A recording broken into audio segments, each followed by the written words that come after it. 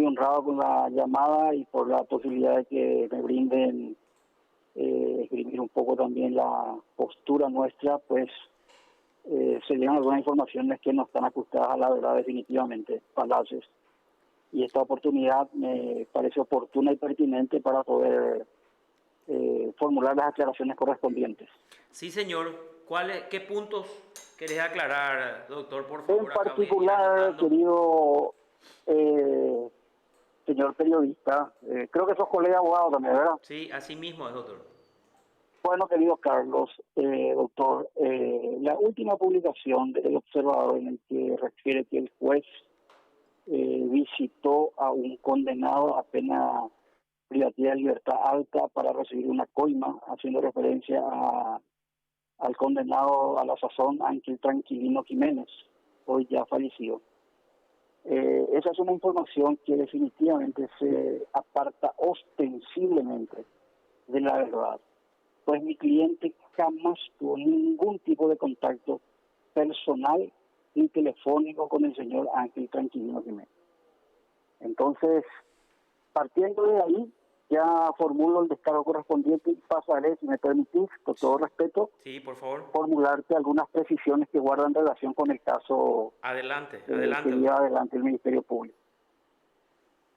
Bueno, el Ministerio Público levantó cargos en contra de mi asistido por los tipos penales previstos en el artículo 292, frustración a la persecución y ejecución penal, y por el artículo 293, cuando el hecho sea cometido por un funcionario público. Una circunstancia agravante del tipo descrito en el artículo 292.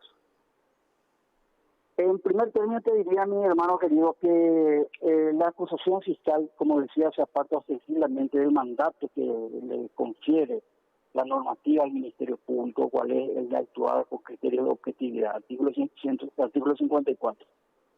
Y en segundo término, se aparta ostensiblemente de la búsqueda de la verdad. Y dicho mandato a su vez se haya consagrado en el artículo 172 del Código Procesal Penal. Las razones de mi fundamentación se sustentan lisa y llanamente en una cuestión tan, pero tan evidente que el Ministerio Público debió de haber considerado, pues claramente cometió un manifiesto error de subsunción en el tratamiento de la causa de mi asistido Néstor Ramón Arévalo Zorrilla. Néstor Ramón Arévalo Zorrilla, al momento de ser procesado, ejercía la función de juez de ejecución. Actualmente sigue en función, como refiere allí la crónica periodística, pero insidiosamente indica como que un juez que pidió coima a un condenado sigue en funciones, algo que, como te decía ya de inicio, no se ajusta a la verdad. Con relación, voy a ir puntillosamente a la cuestión de la coima para luego ir a tratar otra cuestión. Bien sabemos que en el año 2019, en junio del 2019, aconteció aquella terrible masacre nunca antes oída en los anales de nuestra historia penitenciaria, ¿verdad? Fallecieron 10 reclusos del clan Rotela por acciones del PSC, 10 fueron decapitados, 7 fueron incinerados por un crimen atroz que aconteció dentro de nuestra institución penitenciaria.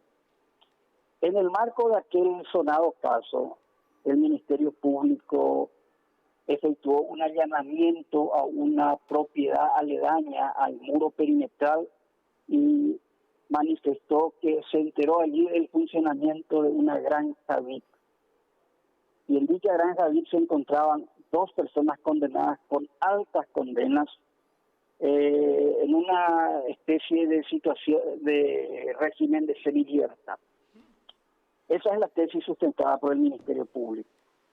Y refiero que con relación al tipo penal, frustración a la persecución y ejecución penal, hecho punible, tipificado en el artículo 292, en su disposición dice que el que intencional o a sabiendas impidiera que otro fuera condenado a una pena o sometido a una medida por un hecho antijurídico, dice el tipo penal. En realidad, si él cumple la función de juez de ejecución, llegan bajo su control jurisdiccional personas condenadas Por lo tanto, el mal puede impedir que se aplique una condena a pena privativa de libertad o una medida de seguridad. Aquí abro un pequeño paréntesis para indicarte un poco que seguramente como abogado, bien sabes vos, que nuestro diseño penal, nuestro código penal se sustenta bajo el principio de la doble vía. Dicho principio determina que para los reprochables se le aplica la pena privativa de libertad y para los irreprochables se aplica las medidas de seguridad. En el caso concreto, bueno, era una persona reprochable, recibió una condena, una pena privativa de libertad muy alta. Ángel Tranquilino Jiménez tenía una condena de 21 años de pena privativa de libertad y estaba en la granja. Un detalle. Sumado a esa circunstancia, también estaba otra persona con una alta condena, Brites, de apellido Brites Aranda. El nombre no lo recuerdo, pero era de apellido Brites Aranda, que tenía una condena privativa. Víctor Brites Aranda. Víctor Brites Aranda tenía una condena de pena privativa de libertad de 26 años y también se encontraba en la granja. Como te decía, previamente quisiera esbozar un poco las argumentaciones con relación a Ángel Tranquilino González. Dice la crónica periodística del Observador que mi cliente se acercó hasta Ángel Tranquilino González a pedir el adelanto de una coima para poder después disponer su traslado a la granja. Allí comienza la primera mentira, la primera falacia, la primera falsedad. ¿Por qué? Porque en realidad este Ángel Tranquilino Jiménez ya se encontraba en la granja. Ahora bien, ¿por qué estaba en la granja Ángel Tranquilino Jiménez? La decisión de la presencia de Ángel Tranquilino Jiménez, y eso lo sabe claramente el Ministerio Público, porque durante todo el proceso de investigación nosotros hemos arrimado testimoniales y documentales profusamente y de manera contundente. La presencia de Ángel Tranquilino Jiménez se debió a una decisión de las autoridades administrativas de la institución penitenciaria. Él estaba recluido originalmente en la penitenciaría de Ciudad del Este y por decisión de las autoridades administrativas de las instituciones penitenciarias se dispuso su traslado a la penitenciaría regional de San Pedro. Cuando se dispone ese traslado, el control y el cumplimiento de la ejecución de la condena del señor Ángel Tranquilino Jiménez lo llevaba la jueza penal de ejecución, abogada Yolanda Morel. A la sazón era jueza de ejecución y llevaba el control de ejecución de la pena de Ángel Tranquilino Jiménez. En el expediente, en la carpeta de investigación fiscal, queda patente que la jueza tampoco autorizó ni tenía conocimiento del traslado de Ángel Tranquilino Jiménez a la penitenciaría de San Pedro de Icuamandichú. El juez Néstor Ramón Arévalos nunca tuvo contacto, ni por vía telefónica, ni personalmente con Ángel Tranquilino Jiménez. Primera gran verdad. Segunda gran verdad, el juez Néstor Ramón Arévalos Zorrilla no tenía la competencia jurisdiccional, puesto que el control del cumplimiento de la condena lo llevaba la jueza de ejecución Yolanda Morel. Entonces, mal podría favorecer o entorpecer, pues no tenía competencia jurisdiccional para sumar o restar en favor de Ángel Tranquilino Jiménez.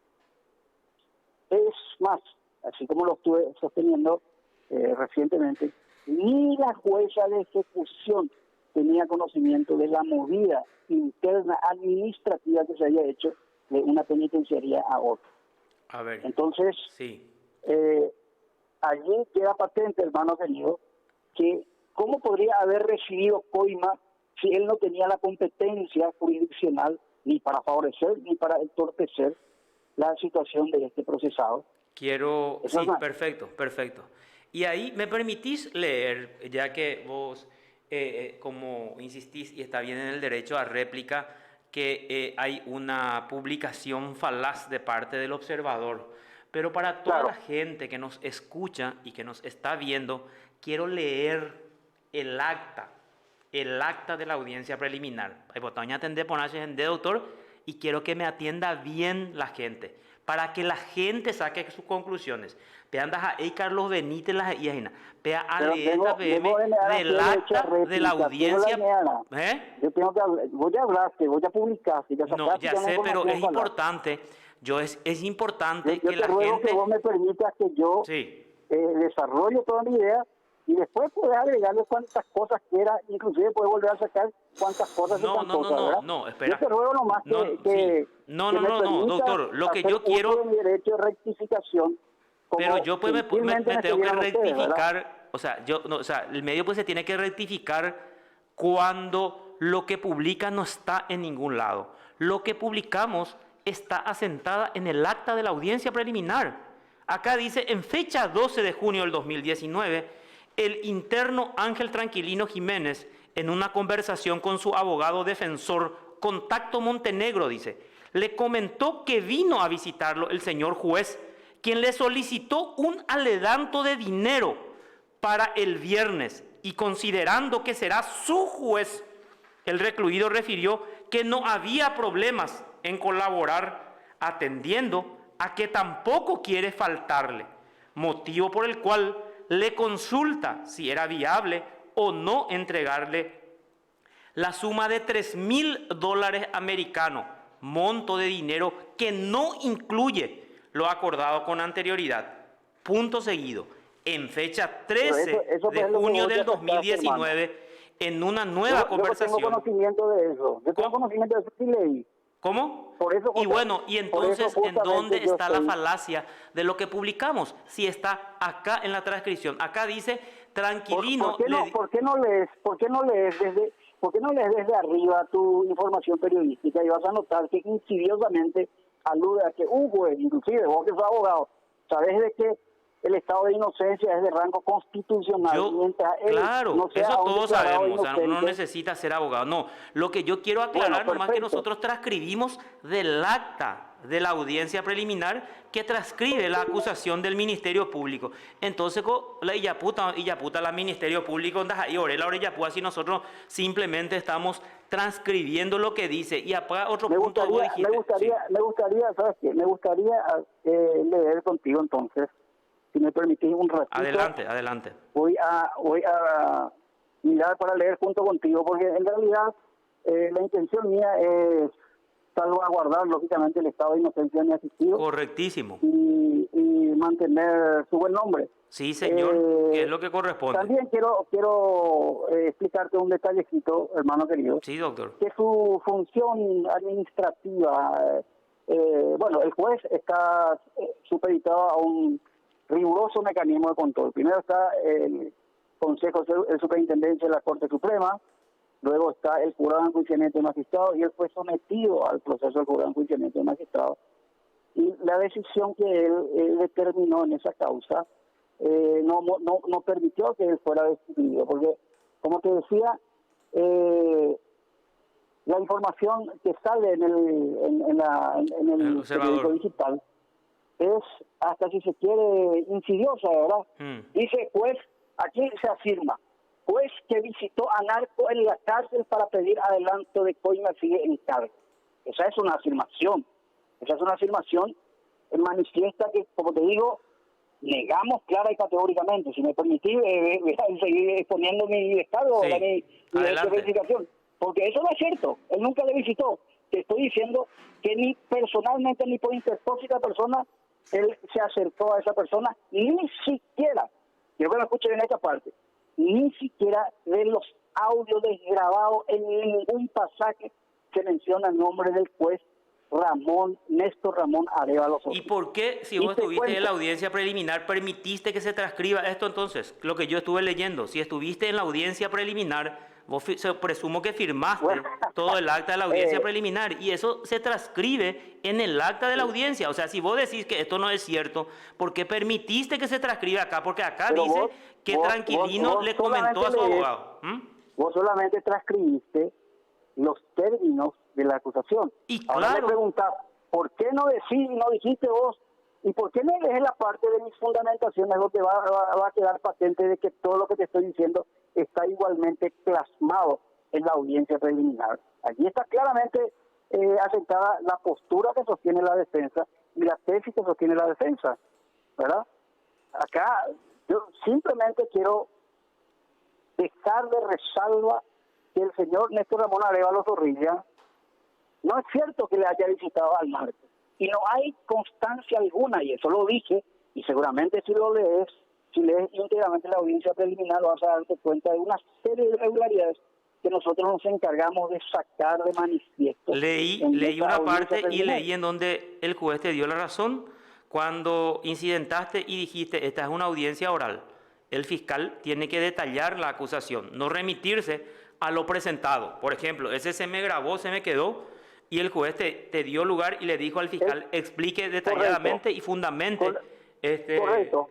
Correcto. Bueno, te agradezco que hayas puesto entonces eso, por lo menos ahora que pongas en resalto eso, ¿verdad? No, pongo de resalto porque sí leí y me llamó la atención, porque es lo que dijiste es cierto. Sí.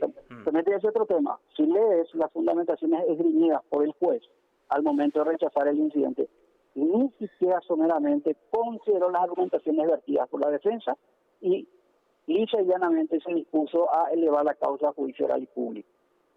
Pero hizo una exclusión, no sé qué exclusión lo que hizo, porque es muy importante, o sea, que es los extractos de las comunicaciones es lo que excluyó el juez, porque creo que no llegué a leer dos veces, bueno, por eso te voy a resumir, con relación a los extractos de comunicaciones, voy a resumirte, voy a tratar de ser lo más explícito posible. Por favor. Cuando se efectúa el allanamiento en aquella granja, entre comillas, que las autoridades administrativas decían desconocer su funcionamiento, entre paréntesis, nosotros acompañamos sendas resoluciones judiciales desde el año 2012 en adelante, donde claramente los jueces de ejecución anterior inclusive al señor Néstor Ramón Arévalo Zorrilla disponían el traslado de recursos en la granja.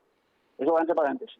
Sumado a este paréntesis, ABC y Última Hora sacaron a relucir una fotografía donde estaba el director del Instituto de Establecimientos Penitenciarios, Blas Martínez, juntamente con el director de la Penitenciaría Regional de San Pedro de Comandillú, en un almuerzo en la granja. Por lo tanto, mal ellos pueden aducir que desconocían que la granja funcionaba. Sumado a todo ello, en todo el proceso investigativo nosotros acompañamos versiones testificales de exdirectores de penitenciaría y de agentes penitenciarios de antigua data de la Penitenciaría Regional de San Pedro, donde ratificaron que la granja funcionaba desde antaño, mucho antes de que el juez Néstor Ramón Arévalo Zorrilla estuviera, y que nunca jamás se dio fuga alguna de esa institución penitenciaria. Pero bueno, eso cerramos ahí el paréntesis y volvemos otra vez al punto de la coima, como te digo. Sí. Cuando se efectúa el allanamiento, se incauta un teléfono, un iPhone con las características ahí de su IP que quiero que flauta, ¿verdad? Esas grabaciones telefónicas dejaron traslucir que hubo una conversación entre un tal Espínola, el nickname, voy a decir, porque en realidad, y te enfatizo acá, le pongo entre comillas nickname, porque después te voy a explicar por qué. Un tal Espínola hablaba con un tal, otro nickname, Montenegro, con un tal Orella y con un tal Wilfrido Quintana Concejal. En las conversaciones de esas personas, en ningún pasaje usted puede leer minucioso y detalladamente y no va a encontrar nada que indique el juez Néstor Ramón Arévalo Zorrilla. Eso es lo que nosotros sostenemos con vehemencia. En segundo término, y aquí está mi molestia, entre comillas, no mi molestia, ¿verdad? Por desacuerdo. Cuando ejerzo la defensa, siempre ejerzo la defensa con vehemencia. Me parece perfecto. Estoy convencido de la inocencia de mi asistido. Sí, señor. Te decía yo, enfatizaba nickname. Nickname es lo que le dan nombre de fantasía que la gente crea, ¿verdad? Para participar en redes sociales, en Instagram, en Facebook, lo que sea, ¿verdad? Nombre de fantasía, pues para nosotros eran nombres de fantasía en atención a que yo, como abogado defensor, le pedí al Ministerio Público, como diligencia completa de la defensa, que se enviaran oficios a las prestadoras de servicio de telefonía de manera tal a que identifiquen los números mencionados allí a quienes corresponden. ¿Quién es el tal Montenegro? ¿Quién es el tal Orella? ¿Quién es el Wilfrido Quintana? y si alguna vez hubo una interacción entre mi asistido, el número de teléfono de mi asistido, que, aclaro aquí, y también quiero ser enfático en este punto, cuando allanan inconstitucionalmente el domicilio de mi asistido, él, y eso está figura en el acta, entregó voluntariamente su número, su celular, para que fuera sometido a pericia. Y pasaron más de un año y nunca se efectuó la desgrabación del teléfono de mi cliente, Néstor Ramón Arévalo Zorrilla. Hasta ahora, nunca se hizo. Hasta ahora, mi rey querido, hasta ahora. A ver, Pero, entonces, doctor, para ir resumiendo, como defensa, no se reunieron los requisitos para vos para atribuirle la comisión de esos hechos punibles, de frustración de la persecución, ¿verdad? Sobre eso todavía no hablamos, porque eso va con Víctor Aranda. Recién estábamos hablando sobre Tranquilino Jiménez. Con Aranda, el otro recluso que fue condenado a 26 años. En este caso, entonces, lo que vos decís, acá no es cierto, no existe ninguna conversación entre tu cliente y Ángel Tranquilino Jiménez. No hay, nunca, ¿verdad? Ni personalmente, ni por vía telefónica, ni se mencionó el nombre, aún en esas comunicaciones de esos mails, como te digo, nunca salió el nombre de Néstor Ramón Arévalo Zorrilla. Sumado a ello, y una clara deficiencia del proceso investigativo, ¿por qué no se identificaron los nombres o los titulares de esos números telefónicos? Esa es una gran incógnita que hasta ahora queda allí latente, queda allí fluctuante para mi perspectiva como abogado defensor. Primer punto. Ahora quiero irme al otro tema. Como te decía, sintetizando la situación de Ángel Tranquilino Jiménez, porque aquí se habla de que él se fue a pedir coima, pedir adelanto de coima, sigue en su cargo, dice tu información periodística. Sí, en el acta, digo, yo me ratifico que dice en el acta. Bueno, ok, no hay problema, pero déjame que construya mi idea. Sí. ¿Por qué pediría él una coima si él no tiene autoridad jurisdiccional? Pero en la acusación, ahí en la acusación dice... Escúchamela. Ni para mejorar ni para empeorar la situación de Tranquilino Jiménez. Segundo, segunda información periodística, dice que el adelanto de coima había acordado con el recinto a cambio de enviarlo a la granja. Acordate lo que te dije al principio. ¿Cómo le va a enviar a la granja si el señor ya estaba en la granja por decisión de las instituciones penitenciarias? Él ya estaba en la granja. Entonces no le pudo haber enviado ni recibir una coima para luego enviarlo a la granja si el señor ya estaba en la granja. Bueno, esa es una gran verdad, ¿verdad? Ahora quiero pasar al tema de Víctor Aranda. Por favor, ya le estoy usando su tiempo a Perlita, pero vamos a usar unos 5 minutos más porque es interesante el debate. 5 minutos le vamos a usar el tiempo de Perla. Te escucho totalmente yo con respecto al hecho de frustración, a la persecución. A la frustración, la persecución penal. Allí hay que echar un error de subsunción, porque dice, el tipo penal dice, el que impidiera que otra persona fuera condenada a una pena privativa de libertad. ¿Cómo? Si el juez de ejecución a él le llegan personas condenadas a pena privativa de libertad ya para cumplir. Y el caso de Víctor Aranda, él dictó una resolución judicial, el AI 450 de fecha 3 de mayo del año 2019, en virtud de esa decisión judicial, él dispuso que Víctor Aranda, que estaba recluido en la penitenciaría dentro del muro perimetral, fuera trasladado a la granja. Él, como juez de ejecución, está facultado a disponer el cambio de sección, porque así lo autoriza el Código de Ejecución. ¿Verdad? Las normativas que regulan el funcionamiento del control de ejecución de la pena autoriza eso, y eso está previsto. Para tratar de resumirte rapidito, los periodos en el cumplimiento de la pena privativa de libertad se cimentan bajo el principio de la progresividad. Existen 4 niveles, 4 periodos: el periodo de observación, el periodo de tratamiento, el periodo de prueba y el periodo de libertad condicional. El periodo de observación dura hasta 45 días. Después del periodo de observación se inicia el periodo de tratamiento. Y dentro del periodo de tratamiento, de acuerdo a lo que determina el artículo 51, el juez de ejecución puede disponer el cambio de sección. Y eso fue lo que él hizo, dispuso el cambio de sección. Ahora bien, un tema por demás relevante. Para el tratamiento del cambio de sección, él se ciñó explícitamente a las reglas del debido proceso. Le confirió intervención al Ministerio Público, se llevó adelante el proceso y sacó una resolución judicial. Y aquí viene lo grosero de la historia, hermano querido. El juez tiene inmunidad de opinión. El juez no puede ser procesado por las opiniones vertidas en su resolución de conformidad a lo que determina el artículo 255 de la Constitución Nacional.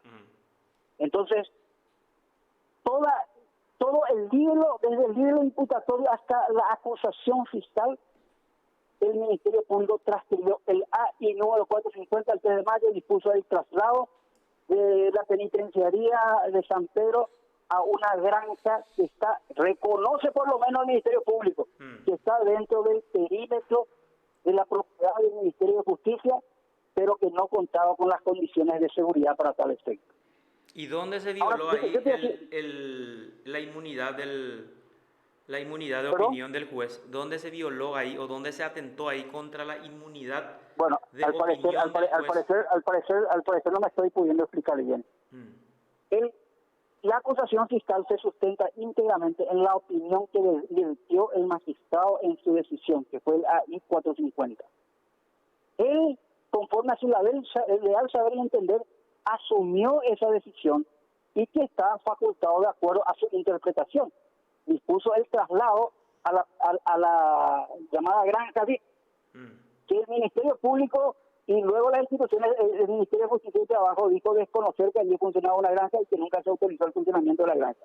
Ya te expliqué de principio que la granja... No, ya sé, lo que yo quiero entender nomás ahí, doctor. O sea, si yo le acuso o le imputo a un juez, le estoy imputando por su resolución, no por la opinión que él emite dentro de su resolución. Ahí hay un AI que dispone el traslado de Aranda a la granja. No sé si es ponerle... Permitime, mi querido abogado, con todo respeto y sin ánimo de sí, por favor, adelante.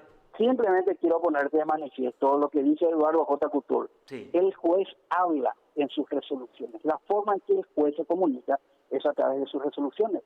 Y la Constitución confiere garantía de inmunidad de opinión al magistrado. Por eso te ruego que leas lo que dice el 255. El magistrado no puede ser sometido a proceso por la opinión que vertió en su resolución, mucho menos con un manifiesto error de subsunción, como te estoy diciendo, porque el tipo penal frustración a la persecución y ejecución penal se sustenta cuando alguien impide que se le condene a alguien. Esa persona ya estaba condenada, no, ya sé.